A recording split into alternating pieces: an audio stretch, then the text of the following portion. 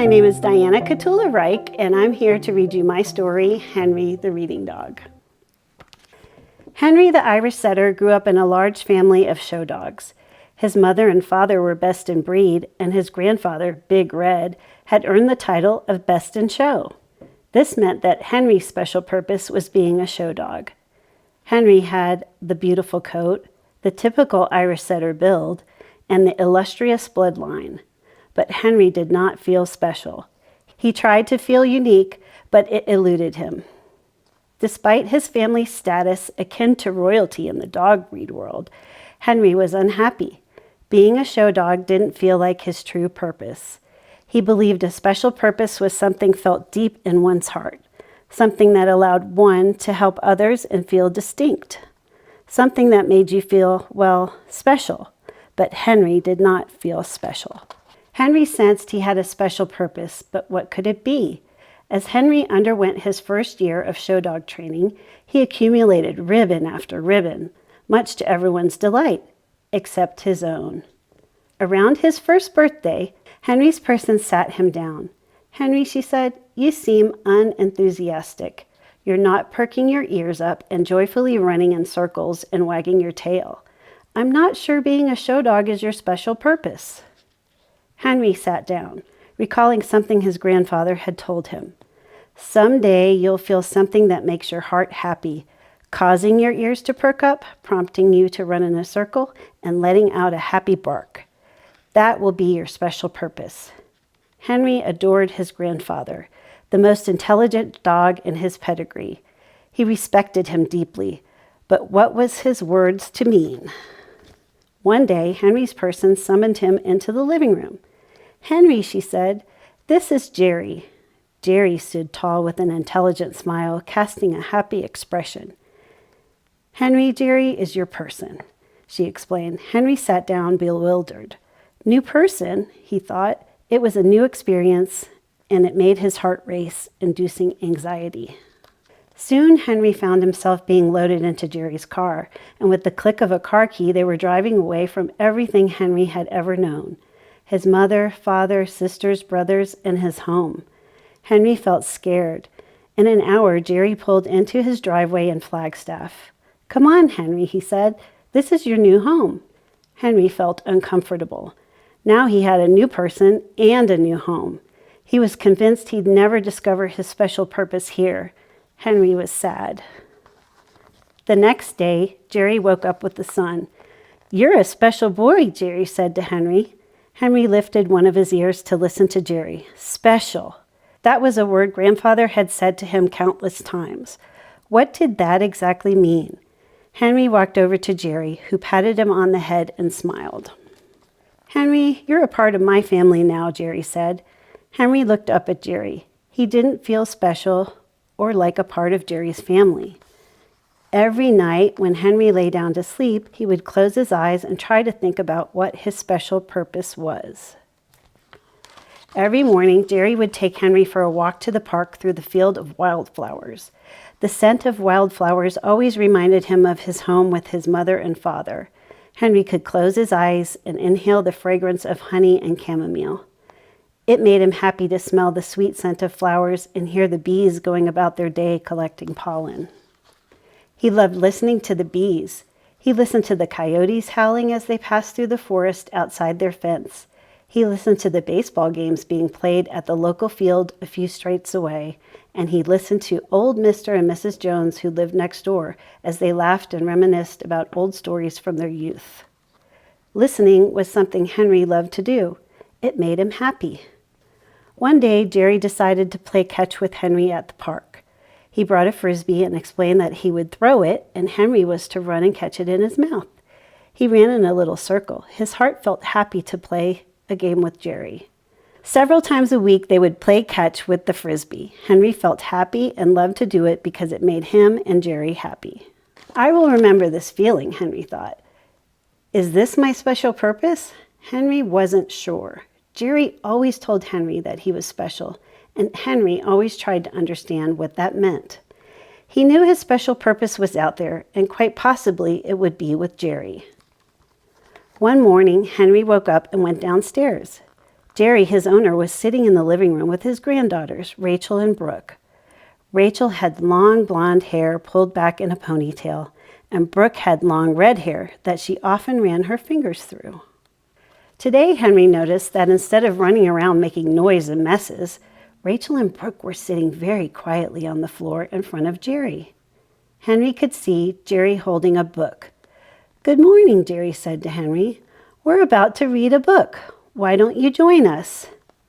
Henry gladly walked over and found the perfect spot right next to Brooke, where he could put his head in her lap and smell her lovely hair as she ran her fingers through it. The scent reminded him of the big field in his neighborhood full of wildflowers. Henry was excited to see Brooke and Rachel, but he was even more excited to find out what reading a book was all about. Once Henry settled in Brooke's lap, Jerry turned the book to show the girls and Henry the cover and read it aloud. The title was Puppies Learn a Lesson. It was a book about a dog and her puppies. Henry's ears perked up. He liked puppies, so he sat perfectly still and listened carefully as Jerry began to read. With every turn of the page, the puppies got into trouble and learned about good manners. Henry felt like he was right there with them on the adventures. He loved listening to Jerry read. Before long, Jerry closed the book and said, "The end." Henry did not want the book to end. He wanted to hear more about the puppies, but Jerry said it was time to go to the park. Jerry, Brooke, Rachel, and Henry all climbed into the car and drove to the park by the field of flowers. When they arrived, Henry noticed a lady sitting on a park bench. In her hands was what looked like another book. Henry ran to the lady and sat beside her. His ears perked up when the lady said, "Hello there. Do you want me to read to you?" Henry wagged his tail as the nice lady began to read the book to him. It was a book about a pirate and a big ship that carried treasure. Henry could almost smell the salt air as she described the ocean, and just as the lady was getting to the part where they buried the treasure, Jerry called Henry. It was time to go home. Henry said goodbye to the nice lady with the book and went home. Henry was sad. He wanted to listen to more books. The next day, Henry decided to go and look for someone who could read to him. "I know," Henry thought to himself. "I will go find Jake and Trey." Jake and Trey were twin brothers who lived down the street from Henry and Jerry. Henry remembered he always saw them carrying books when they got off the big yellow school bus. Henry walked into the street corner where the boys were usually dropped off from school, and he waited. Soon he could see the big yellow school bus turning onto the street. It came to a stop right in front of him. Jake and Trey stepped out. Henry was thrilled to see Jake and Trey, and just as he remembered, they were carrying books. "Hi, Henry," they said. "We can't play right now. We have to go home and do homework," Trey said. Henry wagged his tail. "We have to read a book. We have a book report due this week," Trey explained. Henry began jumping with excitement, wagging his tail and running in a circle. "Look, Jake, Henry wants us to read him a book," Trey observed. Henry let out a happy bark and followed the boys back to their house. After grabbing a snack, Jake and Trey went outside to sit under the shady apple tree in their backyard. Henry followed them. The boys took turns reading their book out loud. Henry was very happy. The book was about a secret garden in a magical land. Henry met the boys every day and followed the boys home to listen to them read. When they finished the book, Henry was sad. He wanted to listen to more books, but where could he find someone to read to him? Henry walked through the town searching the coffee shop, the ice cream parlor, and the movie theater. He couldn't find anyone with a book. Suddenly he remembered Rachel and Brooke. Rachel and Brooke attended a school just a few blocks away. Henry decided to go to Rachel and Brooke's school. Passing the big field of flowers, the duck pond, and Jake and Trey Street, he arrived at the school. He walked through the door and saw a group of children sitting in a circle on the floor in a room filled with walls of books. Henry was happy. He sat in the back with his ears perked up as each of the children took turns reading out loud. The book was about two brothers in a tree house. Henry enjoyed listening to it. Suddenly, the reading stopped.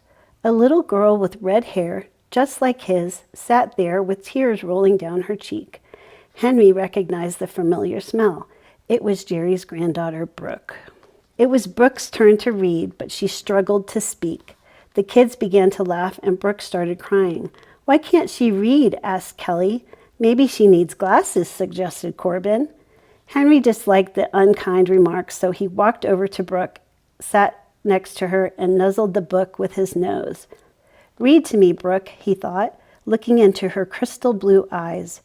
Brooke stared at him, and when he nudged the book again, the children fell silent. "He wants you to read to him," the librarian said. Brooke looked at the book, then back at Henry. He nodded his head and wagged his tail. Brooke took a deep breath and thought of reading just to Henry. She began to feel brave. Henry gave her courage. With Henry's head in her lap, she started to read. Initially quietly, but gaining confidence as she read aloud, the children began cheering, praising her reading. "Good job," Carly said. "That was great," Sarah chimed in. Brooke felt proud. She was reading to Henry, unafraid. Henry wagged his tail and gave Brooke a big wet lick on her cheek. "Thank you," Brooke said to Henry. "Will you come tomorrow for reading in the library?" she asked. Henry ran in a circle, wagging his tail, letting out a happy bark. He knew he didn't have to search for books or people anymore. He would come back to the library and sit with Brooke during her reading time. She would be brave and he would be happy listening to her read. Just as everyone was celebrating, Jerry walked in the room. "There you are, Henry. I was looking for you everywhere. What on earth are you doing in the library?" he asked. Mr. Reich, the librarian, stood up. "Jerry, I think you have one special dog." Henry found his way into the library where the class was taking turns reading out loud. While Brooke was taking her turn, she began to feel anxious and scared about reading out loud, and Henry could sense it. He walked over and sat right next to her, putting his head in her lap. This made her feel brave. Reading to Henry gave Brooke courage. "We would like to invite Henry to join us for reading in the library every week," Mr. Reich said to Jerry. All the kids cheered. Jerry smiled. "Well, Henry, it looks like we need to get you registered so you can come back to school and listen to the children read books." Henry perked up his ears, ran in a circle, and let out a happy bark. Henry felt sure he had finally found his special purpose. Once Henry was registered, Jerry would drop him off at the library every week. He would sit and listen to the children take turns reading aloud. Miss Penny, Brooke's teacher, noticed the children's reading improve immensely as a result of Henry reading in the library with them. She even had to start a list of names, allowing her to keep track of whose turn it was to sit with Henry. The class loved Henry, and Henry loved the class. At the end of the school year, Mrs. Penny and Mr. Reich presented Henry with a medal. It was for being a good citizen and for being the best listener in the class. After Henry was given the award, everyone sat together for a class picture, including Henry, who was seated right next to Brooke. He knew he found his special purpose. And that's the story of Henry the Reading Dog. My initial goal for this book was to draw attention to the many reading dog programs throughout the United States and abroad. Henry worked in Flagstaff, Arizona, with the Pause to Read program for many years until he retired. I hope you enjoyed my book today.